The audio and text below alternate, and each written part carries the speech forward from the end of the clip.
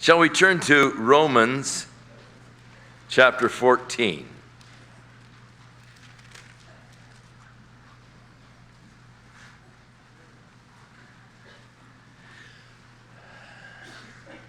Walking in Christian love would be the theme of this chapter if I would put a theme on it. And it begins with not judging one another. So Paul said, "Him that is weak in the faith, receive, but not to doubtful disputations." It's amazing how we have allowed petty differences to divide the body of Jesus Christ. Have you ever known anyone who won an argument? It's tragic that there are so many people who want to argue over non-essential things. There was a big debate at one time of how many angels could dance on the head of a pin. People got angry with each other because of the differences of opinions. Shall we baptize people forwards or backwards? Or shall we sprinkle them? Or shall we dunk them 3 times? And denominations have been created over such differences. Don't get involved, Paul said, in doubtful disputations, especially with one who is weak in the faith. And Paul brings up some of these disputes that existed in the church at that time. One believes that he can eat all things. Another, who is weak, eats vegetables. That is, weak in the faith. There are some people today who feel convicted about eating meat. They're vegetarians. Paul, writing to Timothy, said in the last days, there would arise people who would forbid to marry and command you to abstain from meats which God has created to be received with thanksgiving of them that believe and know the truth.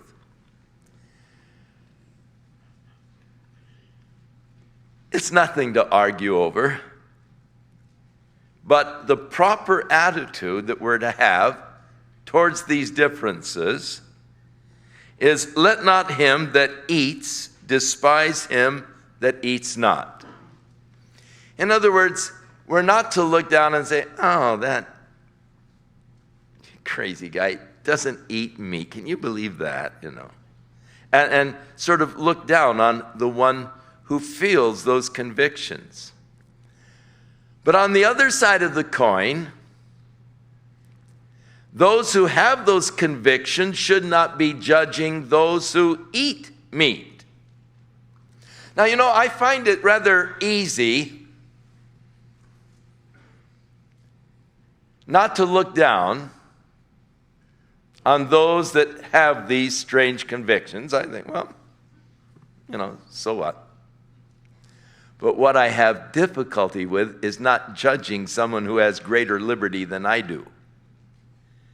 If someone is doing something that I personally have convictions over, I'm prone to think, how can they do that? How can they say they're Christians? Look what they're doing. And so, you see, you turn the coin around and it's a little different. But the key is, of course, as we get to it, is to walk in love. Yes, there can be differences of convictions.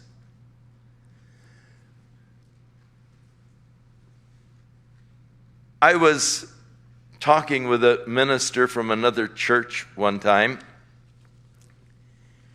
and he asked me if I went to the beach. He should have been able to tell by the tan that I had. I said, oh yes, I love surfing. I go down a couple times a week to Huntington and surf. He said, oh, I wish I could do that. But the church that I pastor, I mean, they really believe it's a sin to go to the beach. And oh, I would love to do that. And I felt sorry for the poor fellow. Because of the convictions of others that was limiting him from a wonderful sport of surfing.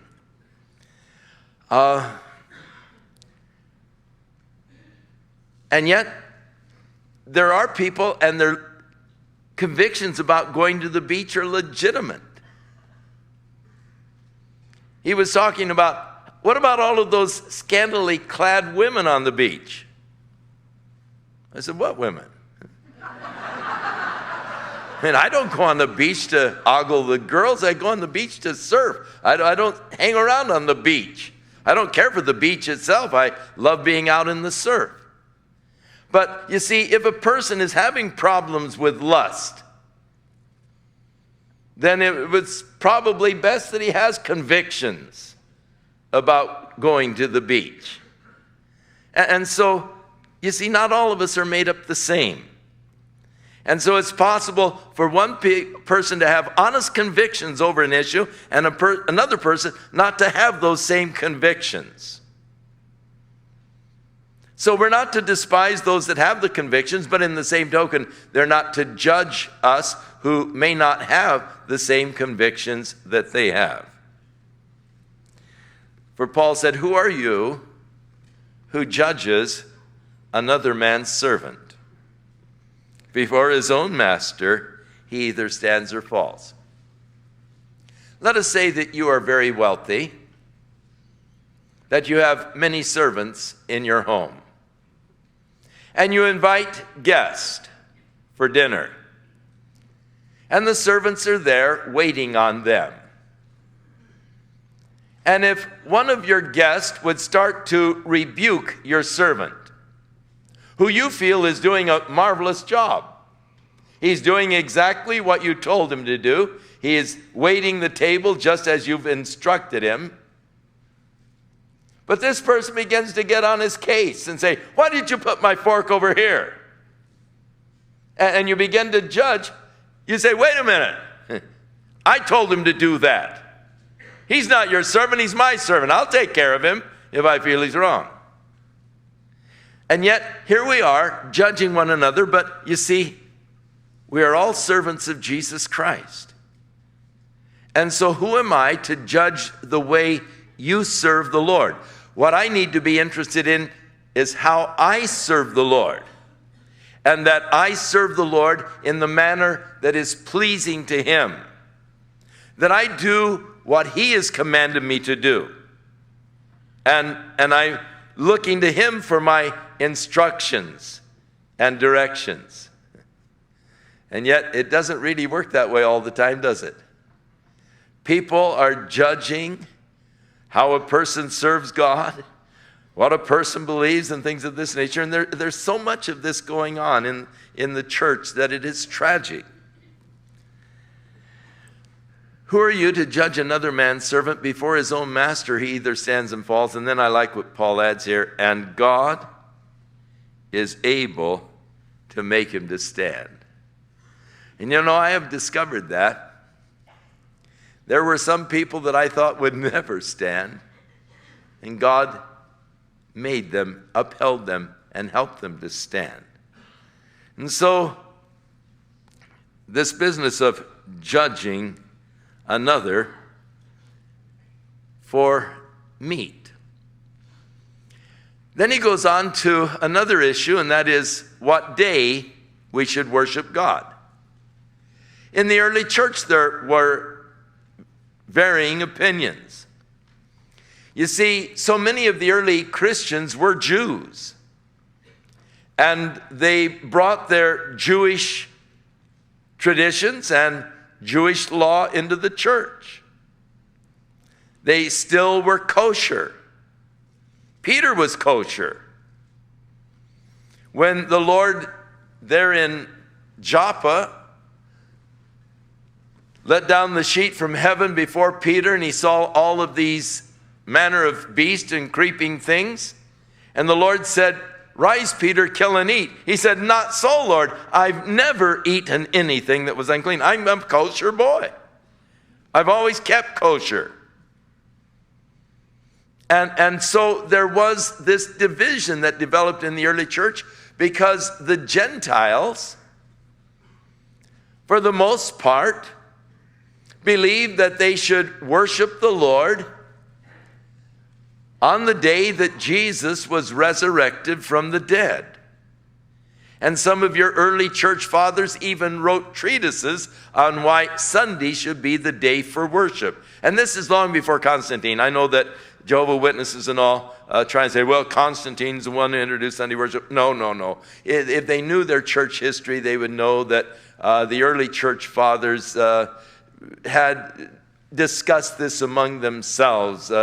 Justin Martyr and Tertullian and all, they all dealt with this long before Constantine ever came along, which day we should worship. And many of them had come to the conclusion that Sunday, the first day of the week, was the day. It's the day of new beginnings. We have a new beginning, new life in Christ. Let's worship on Sunday. And so that created a controversy in the early church, which would be the proper day to worship the Lord. So one man esteems one day above another. But then you have this character that esteems every day alike. Me. I think that every day is the Lord's day. I give every day to the Lord. When I wake up in the morning, I say, well, good morning, Lord. What would you have me to do today? My life is yours. My time is yours. I give myself to you. Guide me today, Lord. I wish to do the things that you desire for me to do. I'm yours to command. And I begin the day that way. Every day to me is the Lord's day. So this issue of what day is irrelevant to me because it's every day for me. But there are some people that are really hung up on days. You have the Seventh-day Adventist. You have the Jehovah's Witnesses and Seventh-day Baptist and those that really adhere still to the Sabbath day and are very strict about when we should worship and even accuse those who worship on Sunday as worshiping the mark of the beast, which they say is Sunday worship. And actually, it's Sunday, it's the day that was set for the sun god. And so, you're worshiping on Sunday. Well, Saturday was named after Saturn and the god Saturn. So, what do you have, So, not an issue to divide over. One man esteems one day above another esteems every day alike. Let everyone be fully persuaded in his own mind. It's a matter how God has dealt with you individually. Now he that regardeth the day, regardeth it unto the Lord, Lord's day. And he that regardeth not the day, and that is the particular day that you've chosen, to the Lord he doth not regard it. In other words, it's not a conviction in his heart. He that eats to the Lord, for he gives God thanks. And he that eats not to the Lord, he eats not. That is, he feels that this is the way the Lord would have me. He wouldn't have me to eat that, so I won't eat that. And so it's to the Lord that he follows that conviction, and he gives God thanks. The key is that we all give God thanks. I give God thanks that I can eat a steak. And they thank God that they're delivered from meat and, don't have to eat. I really believe, tell you the truth, I really believe Paul had an occasional pork chop.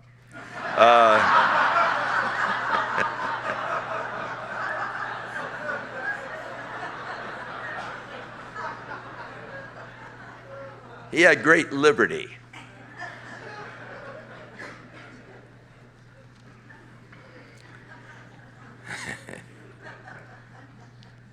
For none of us lives unto himself, and no man dies unto himself.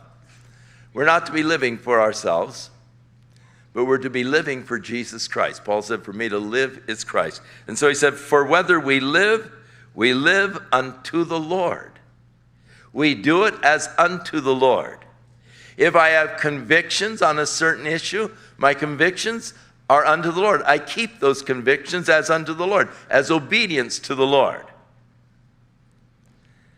And whether we die unto the Lord, and whether we live therefore or die, we are the Lord's. For before his own master, he either stands or falls. We belong to the Lord. We each one follow him, obedient to him because he is Lord. For to this end, Christ both died and rose and revived, that he might be the Lord of the dead and of the living. But why do you judge your brother? Why do you set at naught your brother? For we shall all stand before the judgment seat of Christ. Before his own master, he either stands or falls. We shouldn't be judging one another. We are told in the scriptures that we should judge ourselves. Therefore, let a man examine himself, for if we will judge ourselves, we will not be judged of God.